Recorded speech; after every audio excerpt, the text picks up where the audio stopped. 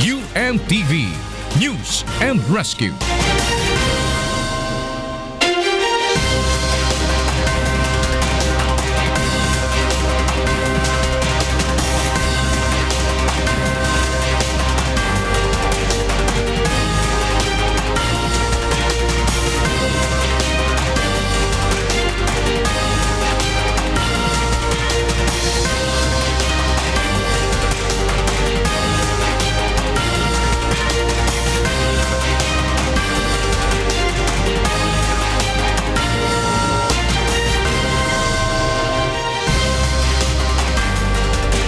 Philippines and the world. Today is Friday, August 5, 2016. Join us in the next hour as we deliver today's top stories around the globe. I'm Angelo Castro III. We are here to give you carefully gathered stories, assuring you of accurate, truthful, and balanced newscasts. I'm Jerry Alcantara. We are also seen in 1,360 satellite monitoring centers nationwide and via live streaming worldwide through www.untvweb.com. And this is Why News. Here are the headlines. The National Democratic Front appeals to the Supreme Court for the immediate release of other consultants who will be joining the peace talks. Frequent power shortages may lead to power rate increases in the coming months.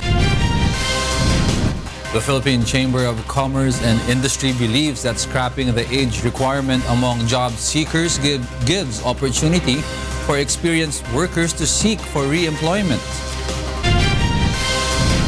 And the opening ceremony of the Rio 2016 Olympics kicks off tomorrow. Meanwhile, the Philippine team sets to give its best effort to bring honor to the country.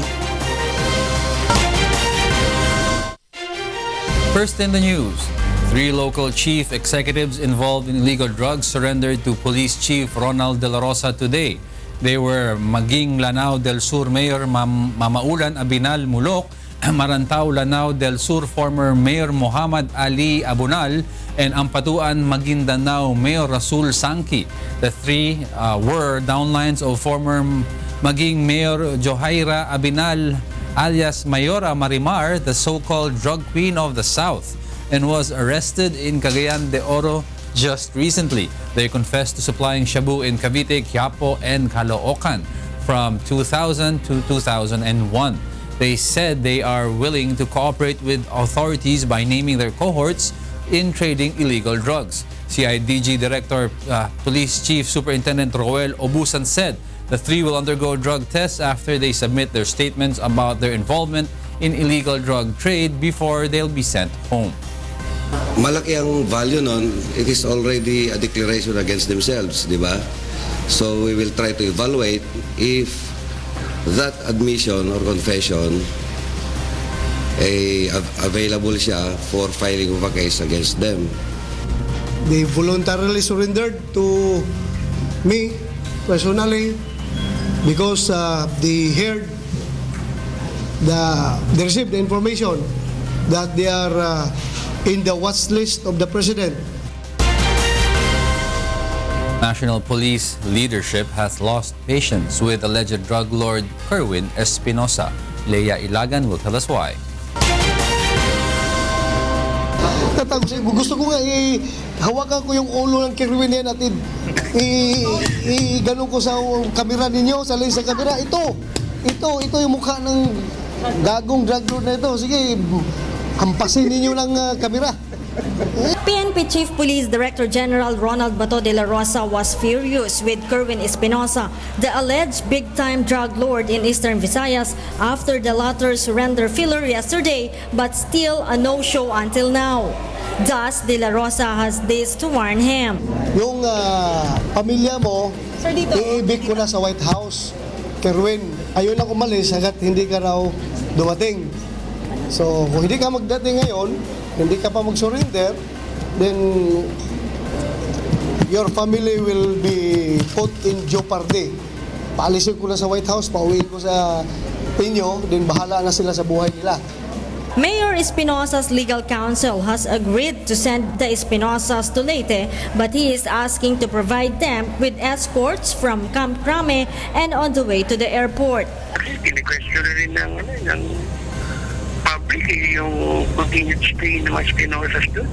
Okay naman, at least maganda naman yung monetary consideration na binigay niya ng PNP chief sa kanila. Earlier today, Criminal Investigation and Detection Group Acting Director Police Chief Superintendent Roel Obusan says Mayor Espinosa and Kerwin had already been charged at the Leyte Prosecutor's Office for violating Republic Act 10591 or the Comprehensive Firearm Law and Republic Act 9165 or the Dangerous Drugs Act of 2002. Meanwhile, General De La Rosa reveals that he already had the knowledge of the 27 local government officials allegedly involved in illegal drug operations, who President Rodrigo Duterte will announce soon. Shoot on sight, pag nakita sila na armed and dangerous at akmang lalaban. So, kailangan unahan mo. Huwag mo hintay na barilin ka niya. Should they surrender, De La Rosa will immediately send them to the Criminal Investigation and Detection Group for investigation. Leia Ilagan, UNTV News and Rescue, Camp Crame. The PNP Albuera has inspected one of the compounds owned by the Espinosa father and son in Sitio Tinago, Benoljo, Albuera, Leyte. Meanwhile, effective Monday, August 8, Vice Mayor Rosa Meneses will temporarily sit in to replace Mayor Rolando Espinosa. Ray Pelayo will tell us why. Along with the members of media, PNP Albuera entered the compound owned by Espinosa, father and son, in Barangay Tinago 2, Albuera, Leyte. Outside the house of Mayor Rolando Espinosa Sr., an obstacle course can be seen, supposedly used as a training ground for Espinosa's alleged armed group. According to the Chief of Police of Albuera, Leyte, Police Chief Inspector Jovi Espinido, they received reports that there are bulletproof vests and luxury cars inside the compound. May ilang sasakyan sila, mga V8, bago, bulletproof. Easy lang sa kanila ibigay sa tauhan nila yung isang ganun sa kanila, personal sa anak niya, mayroon, sa ganun lang. Matindi talaga. Sino bang mayaman dito na pati ang parang bodyguard niya mayroong bulletproof? Yung mga ari-arian nila, kung saan-saan naman lang. Luzon, Visayas, Mindanao, whole Philippines, mayroon sila, may sa Hong Kong. When operatives entered the compound, they discovered a number of vehicles such as red Toyota Hilux Vigo Champ, black Toyota Fortuner, black Nissan Navara Frontier, red Toyota car, gray Toyota van, and 2 expensive motorbikes.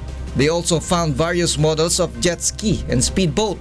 These are allegedly Kerwin's means of transportation when he wants to go to Cebu. Kerwin also has a mini gym and a billiard table. Mayor Espinosa also has a variety of species of pythons. Meanwhile, Albuera Vice Mayor Rosa Meneses says, since Mayor Rolando Espinosa surrendered to PNP Chief Director General Ronald De La Rosa on Monday, there has been no formal appointment yet as to who is in charge of the town except for the municipal administrator who temporarily administers the transaction in the municipal office. Meneses said Mayor Espinosa has appointed First Councilor Sixto de la Victoria as OIC but the latter declined. That's why beginning Monday, August 8, Meneses will be taking over as the OIC Mayor of Albuera, Leyte. I have to wait for the order from the DILG that I will be assuming office On Monday. Ray Pelayo, UNTV News and Rescue, Philippines. The Armed Forces of the Philippines has begun meeting with various government agencies regarding the construction of drug rehabilitation centers in military camps. Rosalie Cos will tell us why. After inventory of military camps where drug rehabilitation centers may possibly be constructed, the Armed Forces of the Philippines have started meeting with various government agencies. Fully supportive kami sa sinabi ng Pangulo na magtulungan sa ibang ahensya, no? Saka i-push yung gamit ng kampo at ibang facilities natin for drug rehabilitation. As of the moment, the interagency meetings are happening. So yung process na yon is in preparation for that. Brigadier General Padilla said there are camps with big spaces that can accommodate construction of drug rehabilitation centers. Meanwhile, though AFP will not lead the facilitation of drug rehabilitation program in camps, it will help in maintaining the security of the patients and implementation of physical fitness program. The camps proposed by the Department of National Defense to Malacanang where drug rehab centers can be built are Fort Magsaysay in Nueva Ecija, Camp Peralta in Hamindan Capiz, and an army camp in Kibaritan, Bukidnon. DND and AFP are serious in supporting the Philippine National Police in eradicating illegal drugs. Primary thing to do is to ensure that no one in the armed forces is an illegal drug user. Kanina nag-inspect sa mga grupa, nag-testing din kami kung mayroong gumagamit. Fortunately, luckily ay apat pa lang nakasunod yan sa detect namin na user. We would like to make the armed forces drug-free para wala nang kami problema. AFP is also willing to assist the National Police when in need of additional force to neutralize drug syndicates. Meron silang i-rate na malalaking syndicate na kailangan nila ng tutulong kami. Rosalie Coz, UNTV News and Rescue, Camp Aguinaldo. Through UNTV Serbisyong Kasangbahay, a drug user and a drug pusher who wish to start new lives surrender to the police. June Soria will tell us why. 21-year-old alias Jojo and 32-year-old alias Anton are both drug pushers and users. Although they have stopped using illegal drugs, they came to Serbisyong Kasangbahay to seek help in surrendering to authorities. They said they fear for their safety, especially that many drug personalities are getting killed in police operations. Ang gusto ko po sana mangyari, yung susuko po ako pero para malinis po yung pangalan ko. Kasi po meron po silang policy yata ngayon na kapag sumuko ka, magtuturo ka pa ng 5 hanggang 10 katao. Ayoko na po magtuturo po ako. Serbisyong Kasangbahay went to the office of the PNP Criminal Investigation and Detection Group for alias Jojo's and Anton's surrender. Meanwhile, a mother came to Serbisyong Kasangbahay to seek assistance for the rehabilitation of her 2 children who are drug users. Dalawa po attorney papasok ko para maging tahimik po ako sa bahay. Ayun po, natatakot po ako baka mamaya isang araw hilahin yung anak ko. Serbisyong Kasangbahay coordinated with the barangay officials where Mrs. Corazon resides to send her children to rehabilitation. Jun Suriao for Serbisyong Kasangbahay.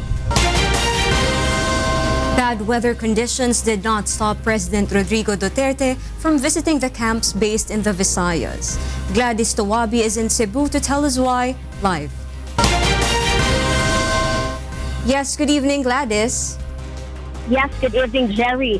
After the historical visit of President Rodrigo Duterte III to the Infantry Division of Philippine Army in Capiz, he then proceeded here in Cebu. Because of the weather condition, the President's chopper landed at 6:57 in the evening instead of 4:15 in the afternoon to visit Camp Lapu-Lapu in Barangay Apas, Cebu City, where the headquarters of the Armed Forces of the Philippine Central Command is located. The President will have a command conference first with the officials of Central Command, after which he is set to talk to the men of more or less 200 soldiers. The adjustment of the salary for the soldiers is one of the possible topics that the President will discuss during their meeting. It is also expected here that the President will also name the 27 local chief executives in the country who are involved in illegal drugs. Today is the first visit of the President in the military camps in Visayas. And that is the latest news live here in Cebu. Back to you, Jerry. Thank you for that report. Gladys Tawabi reporting live from Cebu. Y News will be right back.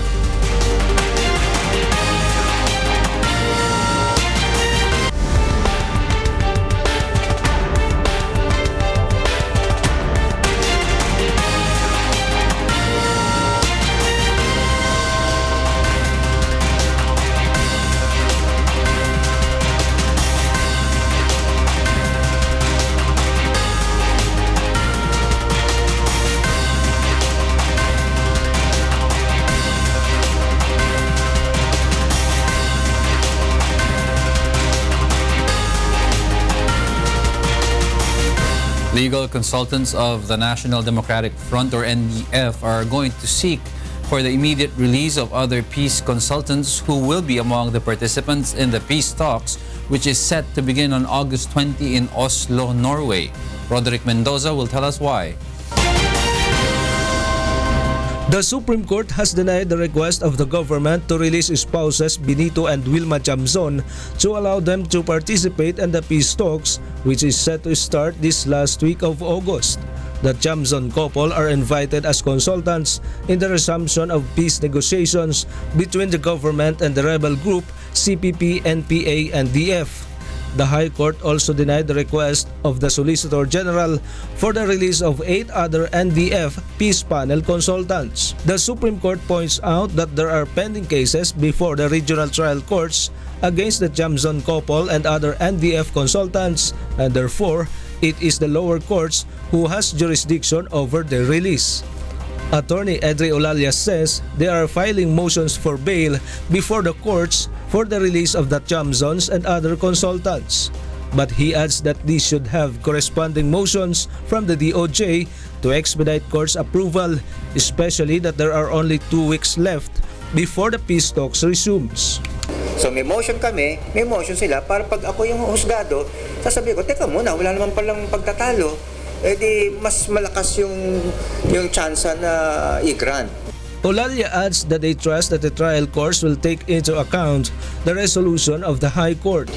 Malinaw doon sa resolution ng Korte Suprema na binibigyan ng senyales ang RTCs na bigyan ng priority.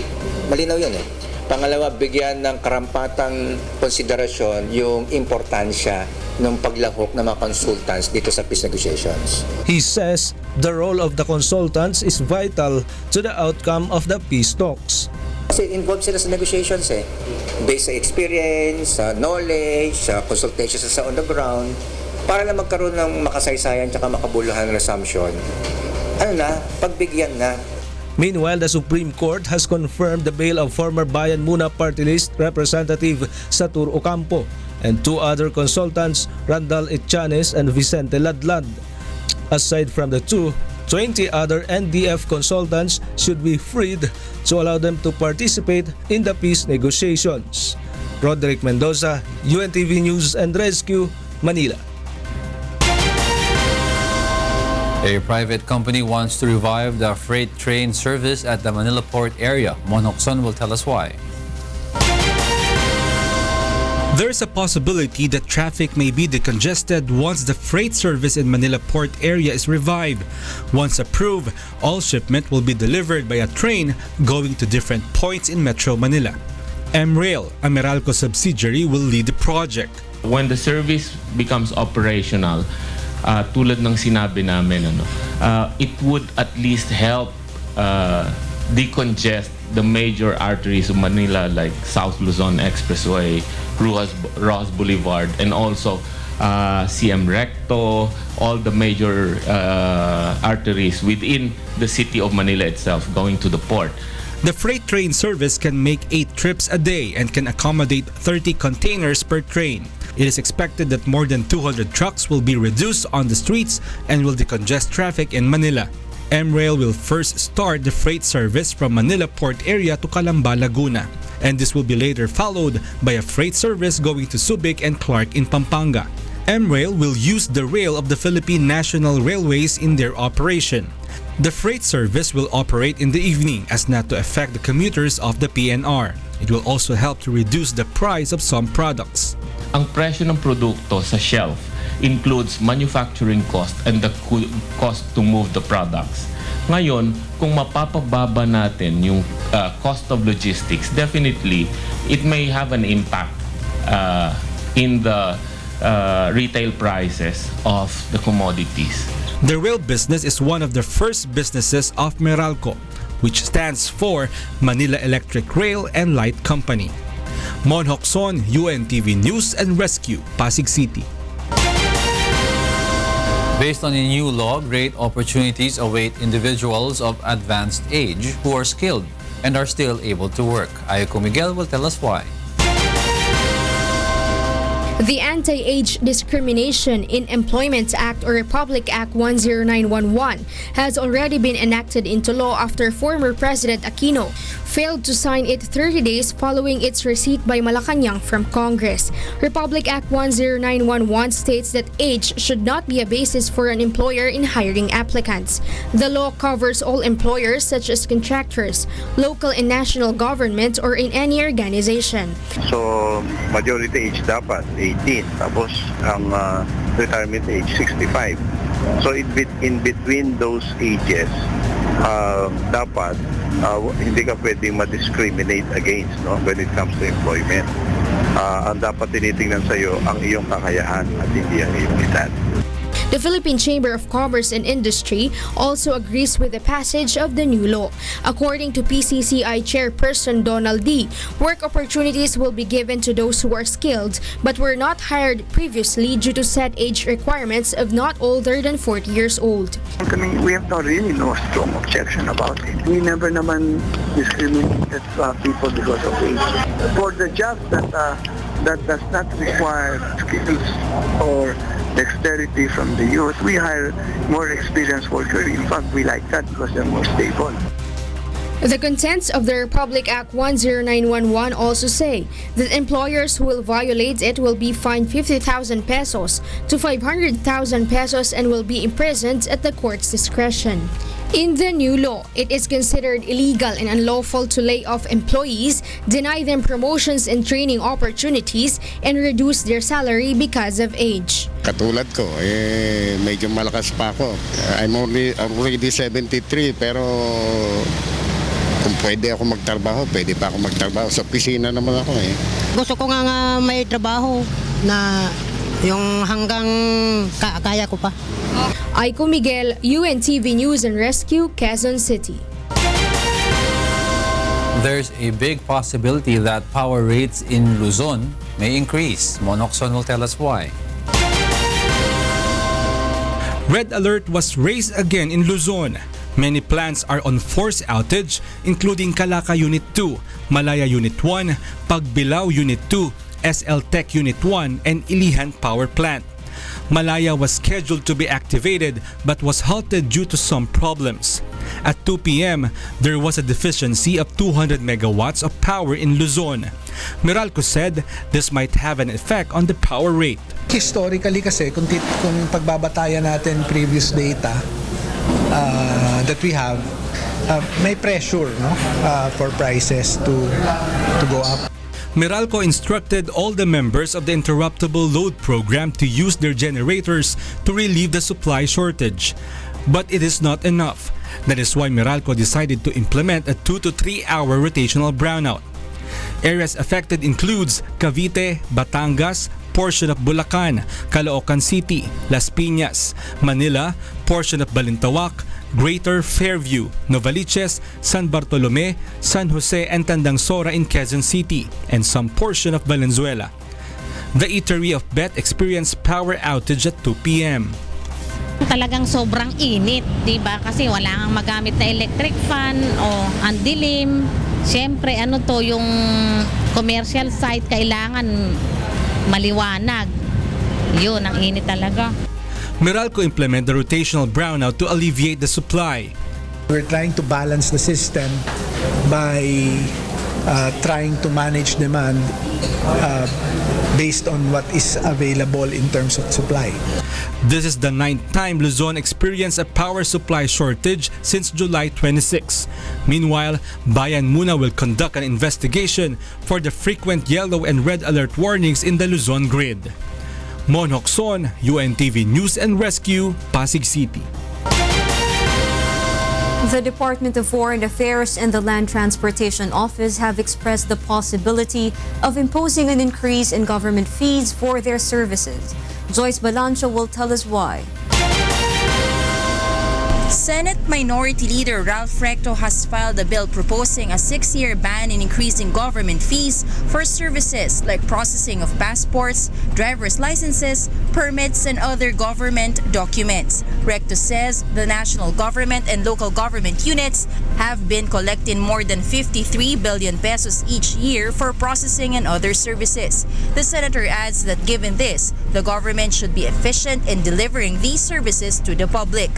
The Land Transportation Office, or LTO, has been one of the agencies tagged as inefficient and slow in processing of car plates and driver's licenses. LTO Chief Edgar Galvante says they are considering imposing additional fines if driver's licenses validity will be extended to 5 years. The Department of Foreign Affairs, or DFA, likewise sees an increase in fines for the application and renewal of passport.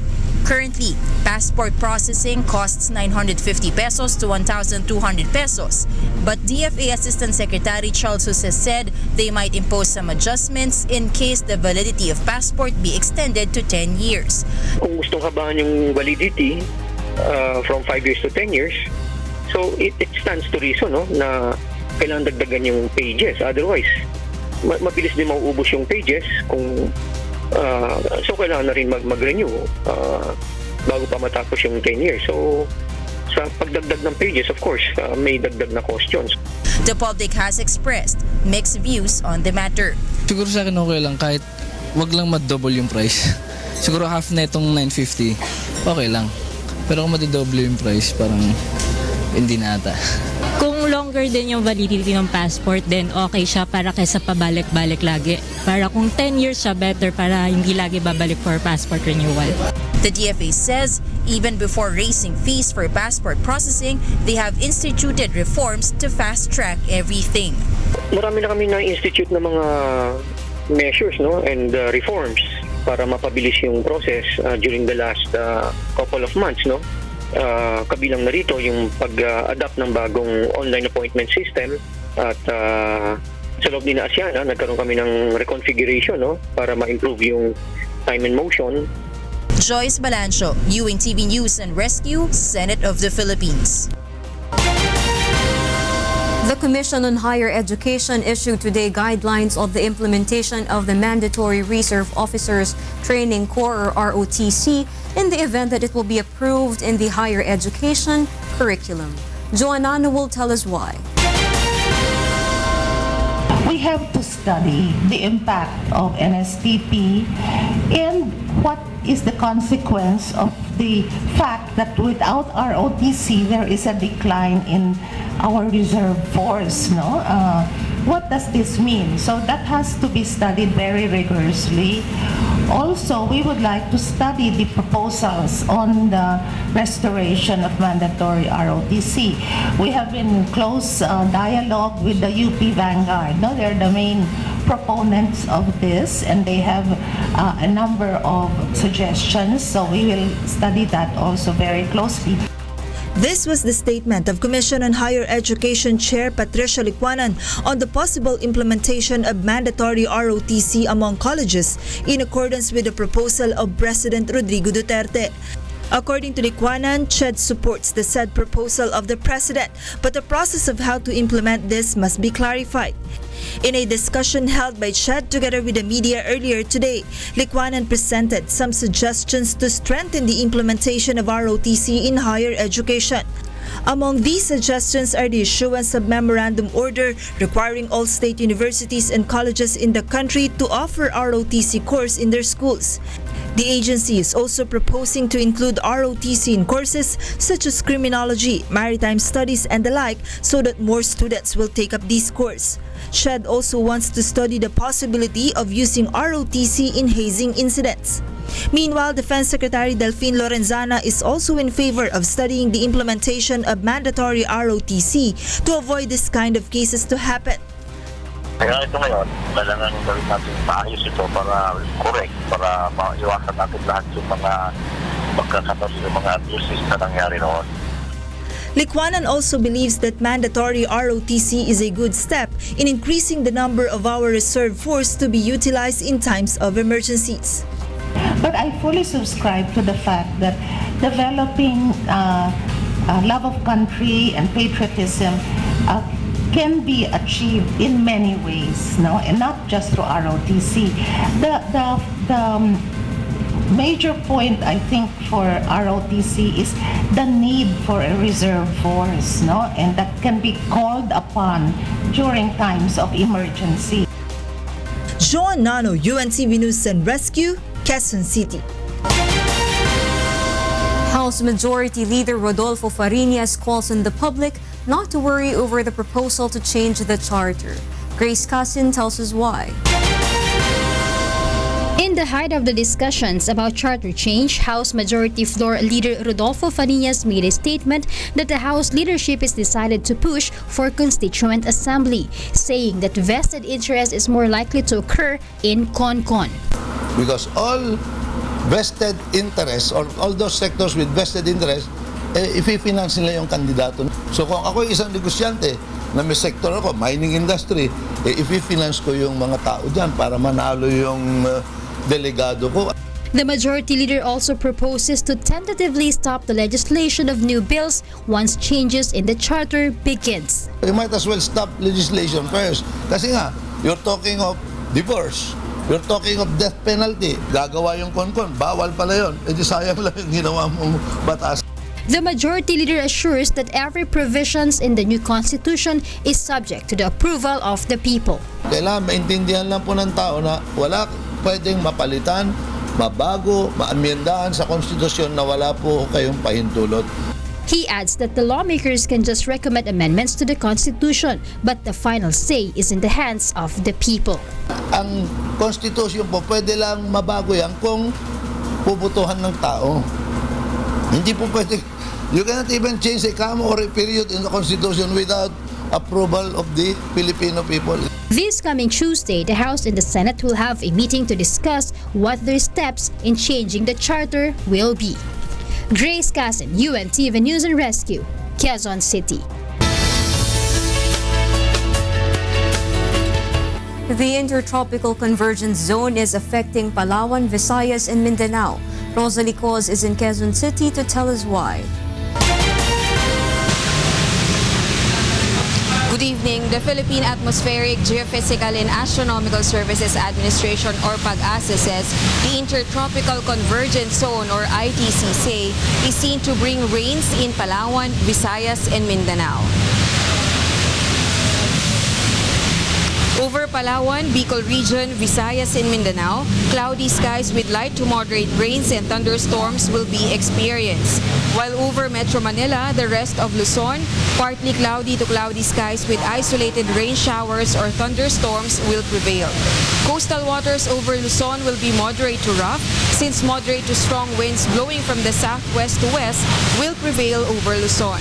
Tomorrow's forecast says temperature in Metro Manila may reach up to 33 degrees Celsius. Baguio City at 16 to 24 degrees Celsius.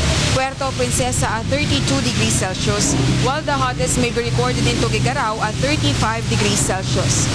In Visayas, temperature in Metro Cebu may reach up to 31 degrees Celsius. Iloilo at 31 degrees Celsius and Tacloban City at 32 degrees Celsius. Meanwhile, in Mindanao, Metro Davao may reach up to 31 degrees Celsius, Cagayan de Oro City at 31 degrees Celsius, and Zamboanga City at 31 degrees Celsius.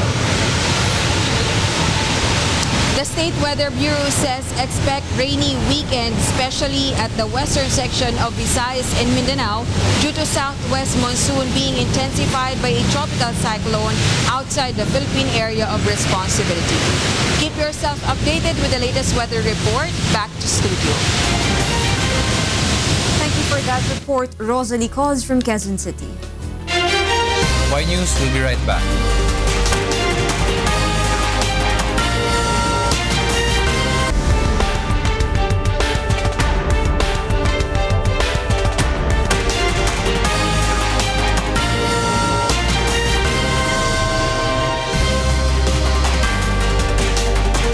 Patients suffering from dental problems and one afflicted with a kidney disease were granted free medical treatments through UNTV's Serbisyong Kasangbahay.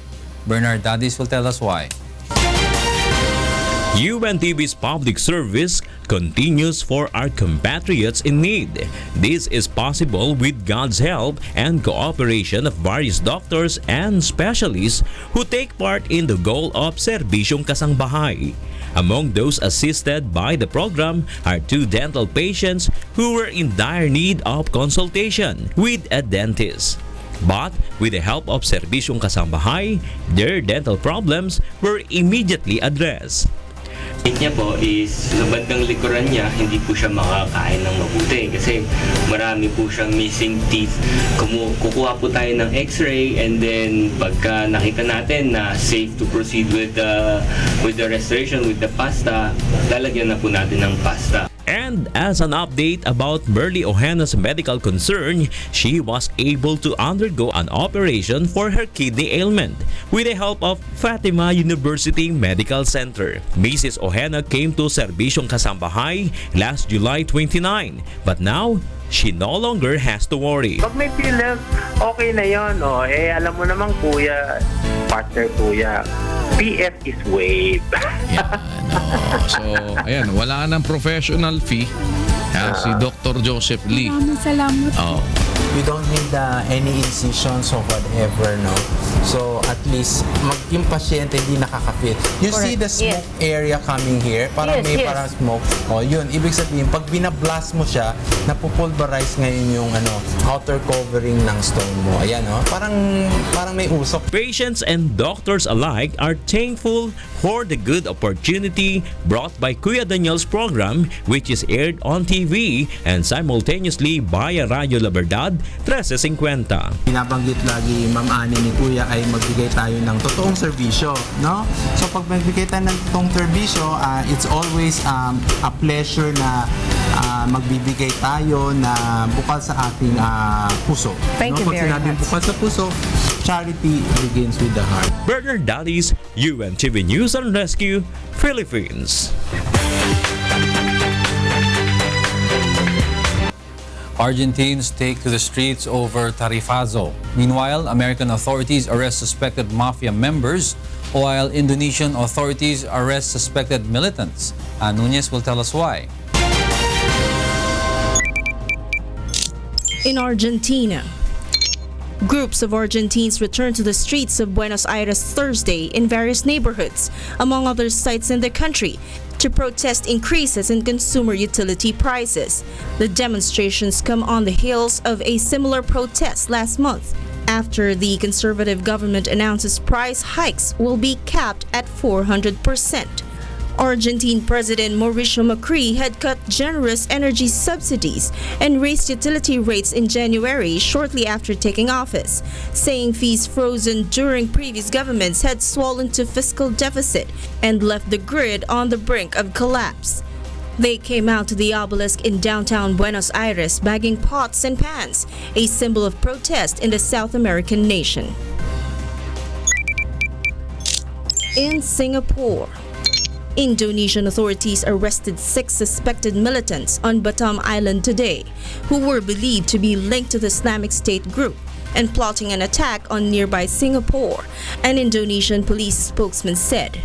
Indonesian police spokesman Agus Rianto said the suspects had been plotting with a member of the Islamic State militant group in Syria to attack Singapore via Batam, which is about 15 kilometers 10 miles south of Singapore.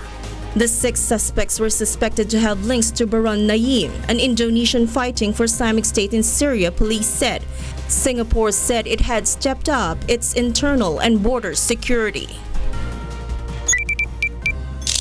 In America, U.S. authorities arrested dozens of suspected mafia members on Thursday, charging them with extortion, loan sharking, smuggling, arson, gun trafficking, and other crimes including gambling rings, and cigarette sales, and fake credit cards. A federal indictment unsealed in New York tied 46 suspects to 4 of the city's 5 major mafia outfits, the Genovese, Gambino, and Bonanno families. The indictment said other suspects were part of the main Philadelphia family. Most of the suspects were arrested in New York, New Jersey, Connecticut, Massachusetts, and Florida early on Thursday. 3 remain at large, according to U.S. prosecutors in Manhattan. Those arrested range in age from 24 to 80, had nicknames such as Tony the Cripple and Mustache Pat, and used violence to intimidate their victims, according to authorities. The federal case is one of the largest mob-related busts in recent years. Ann Nunez, UNTV News and Rescue, Philippines. King Salman of Saudi Arabia has issued a royal decree to speed up the repatriation of stranded overseas Filipino workers in the country. Manilin Salapare tells us why. Through a royal decree, Saudi Arabia King Salman bin Abdulaziz Al Saud has ordered immediate attention to the problems being faced by thousands of Filipino workers in the country. According to Philippine Embassy Officer in Charge Eric Arribas, measures have been discussed during their meeting with representatives of the Saudi Ministry of Labor and Social Development. Aside from repatriation, the Saudi government has vowed to assist the affected Filipinos by administering their transfer of employment to other companies in the country that offer job vacancies. Punta kami dun sa Saudi Ministry of Labor and Social Development last week.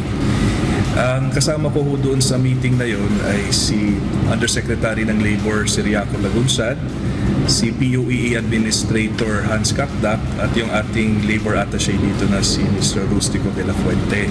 Nagbigay ng magandang balita na yung si King Salman ay nagbigay na daw ng royal order na yung mga expired ikamas, yung mga penalties tungkol doon ay i-waive na.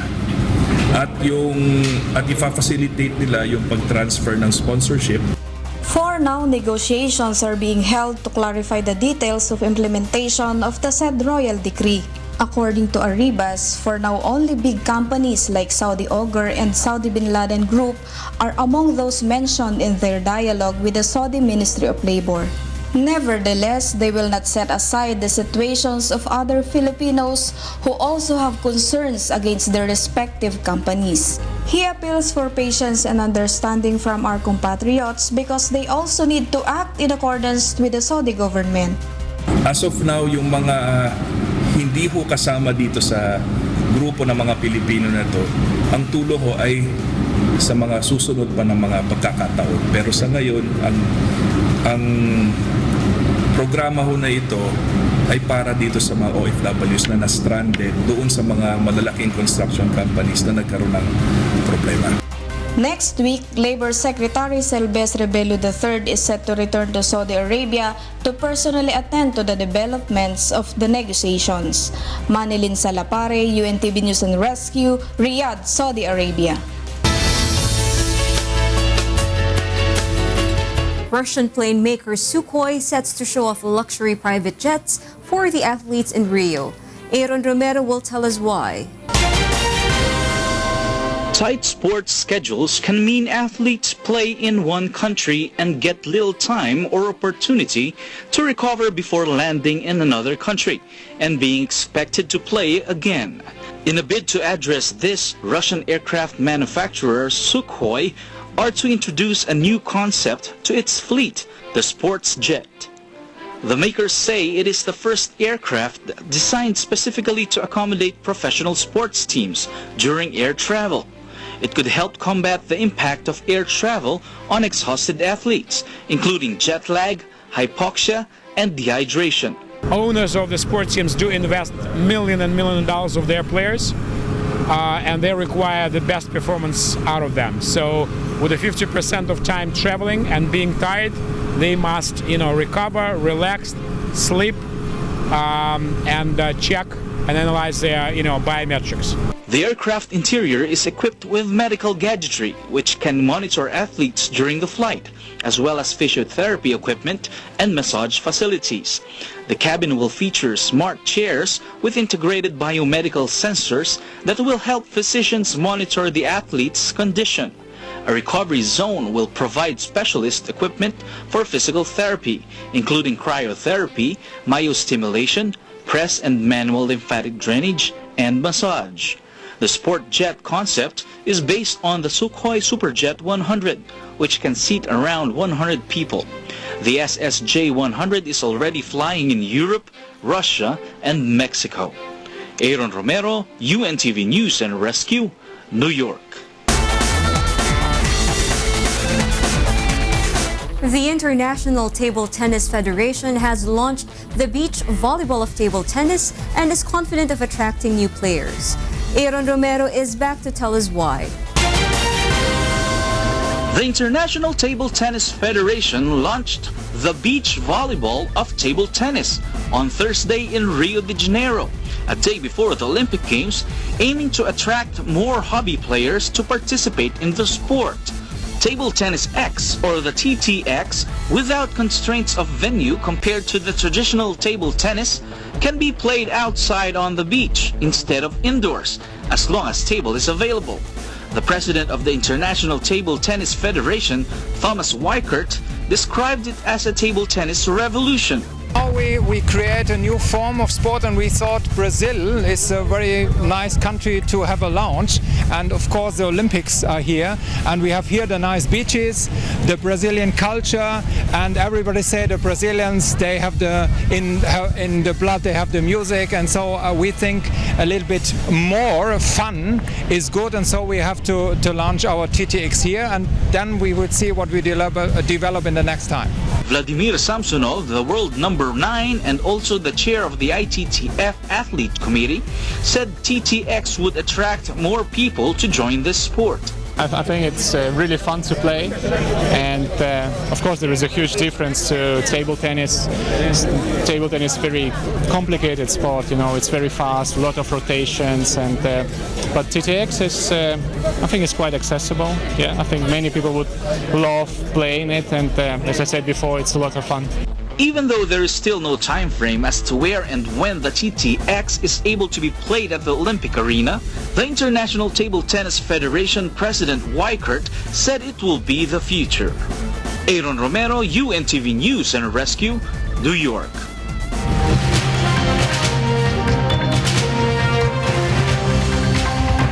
The Philippine delegation to the 2016 Rio Olympic Games wish for the nation's support and prayers. Dave Tirao tells us why. At 8 o'clock in the evening here in Brazil, 7 in the morning in the Philippines, the opening ceremony of Rio Olympic Games will kick off here at Maracanã Stadium. A total of 11,384 athletes from over 200 countries will be competing in 311 events here at Rio de Janeiro. The United States of America has the most number with 550 athletes, while the host country Brazil has a total of 464. The Philippine team is comprised of 13 athletes. Meanwhile, Philippine flag bearer Yanyan Lariba is overly excited in her first Olympic stint. She is the first Philippine table tennis player who qualified in the Olympics. According to the Philippines delegation chef de mission for the Olympics, Jose Romana Santa, the Philippine team is all prepared to give their best performance in their respective games. Wala na tayong mahihingi sapagkat things as they are, they're the best we have. Ano? Kaya nga nandito sila because sila na yung ating pambato talaga. Panalangin na naman natin na sana'y matulungan sila at masuklian naman kahit na paano yung kanilang pagsusumikap, paghihirap.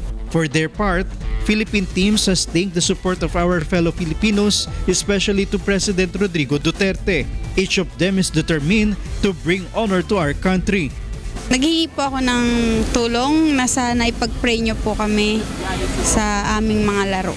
Maraming salamat po, and patuloy niyo lang po kami, suportahan kami po lahat, Filipino athletes, and ibibigay po talaga namin yung lahat ng makakaya namin.